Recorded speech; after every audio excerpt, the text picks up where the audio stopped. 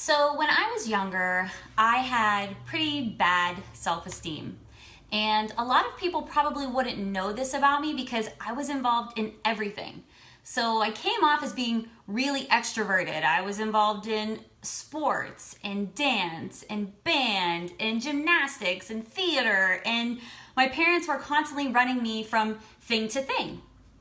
And at that time, I was using that participation in all these things to find my joy, because belonging in all these different things was giving me a sense of belonging. It made me feel like I was adequate, like I belonged.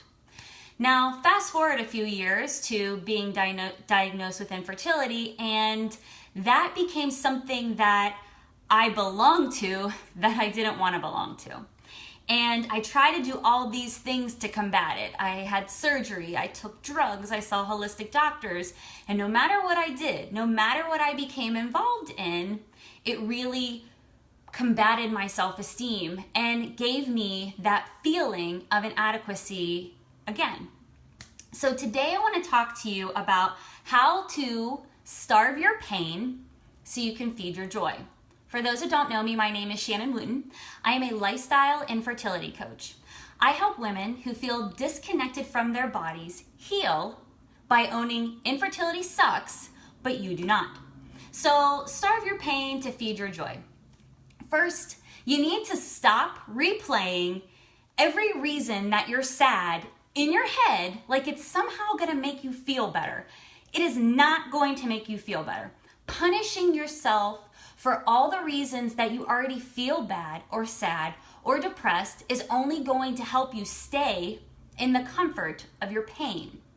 And so I say stay in the comfort of your pain because it becomes comfortable when we understand why we're sad. We know why we feel inadequate.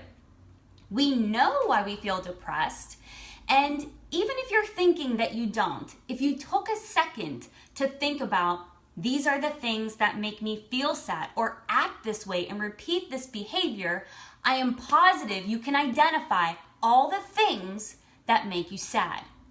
So secondly, look at all your problems with the same intensity that you do with this is why I'm sad, this is what bothers me, this is what keeps me in pain, with the same intent to heal it.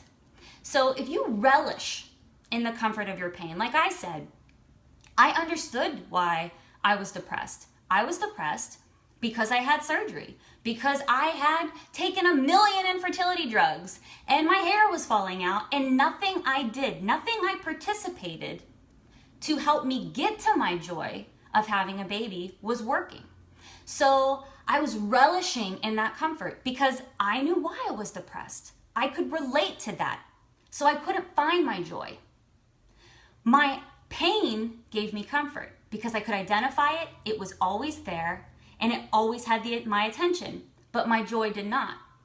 So finding your joy is going to require that you get very uncomfortable.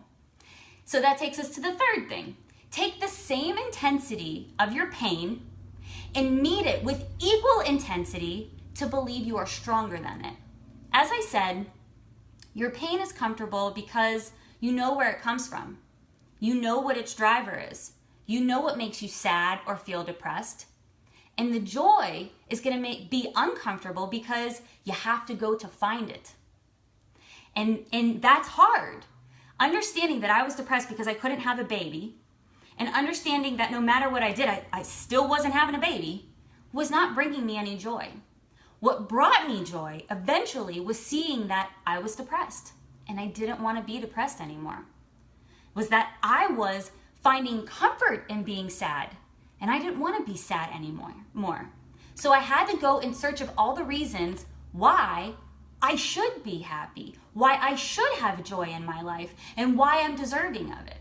That required me to look at myself and say, do you want to be a sad person? No, I don't. So I had to take the pain and that comfort of that pain and realize it was the thing that was keeping me unhappy. And then take the joy of me wanting to be happy again, wanting to have a legit elation, have legit happiness, laugh like it was coming from my toenails out my eyeballs. Having that feeling again and realizing that my joy actually made me uncomfortable. Because who was I if I wasn't sad about being infertile? Who was I if I wasn't sad about being depressed? I had to change something, and I had to go in search of my joy. I had to take action. You have to work in finding what your fear is and identifying your fear. You can use it to fuel you to do things that are better for you. The point is, there's no struggle that is bigger than you. And it reminds me of a quote, and if you've ever watched any of my videos, you know I love Pretty Woman, and you know I love Julia, and yes, I realize that she's a prostitute and all that shit. I don't care. It's one of my favorite fairy tales. But my favorite quote from that movie is, "The bad stuff is easier to believe." And it's so true, especially if you're having a moment of pause, especially if you're sad, in pain, or depressed. It's so much easier to get into that cycle and let it feel comfortable. Because that pain, again, you know where it's coming from. The bad stuff is easier to believe because, well, I'm going to say this, it requires no work. You know where it's coming from. It requires no work to sit on your couch, like I did, and cry and wallow in self-pity. It's draining, super draining, but it requires no work. What requires work is confidence, is self-love, is self-encouragement. Those things require constant attention. Those things require constant attention because you need to sustain them and resource your energy to fuel it, to keep it going.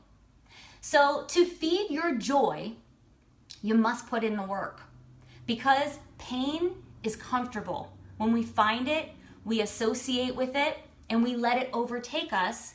If we are sad, how many times have you watched a sad movie so you could cry because you're sad? How many times have you listened to a sad song because you're sad and you wanted to feel sad? What requires work is going in search of your joy because you have to be uncomfortable to do it.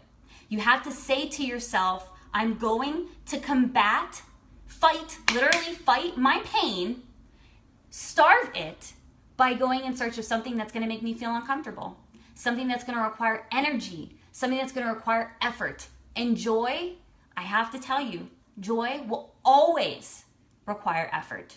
It always does. All right, guys, thank you for signing on. My heart is already with you. And as I always say, I already love you. If you are having a moment of pause in your life or something that's making you sad or feel depressed, do not believe that it is outside of your grasp to find your joy. You just need to realize that in order to do so, you have to give less attention to your pain and focus on getting uncomfortable and finding the things that are going to combat it and make you happy. All right, throw me some hearts if you like this video. Shoot me some comments, hop on over to Life with Shannon and let me know if there's anything you want to hear about or talk about. I always love spending this time with you, and I'm super honored to be able to give things like depression and a moment of pause in our life a dialogue because they're not freaky and you're not a freak for having them. You're a human. All right, guys, I love you. Be easy. Have a great day, great week. Talk to you soon. Bye.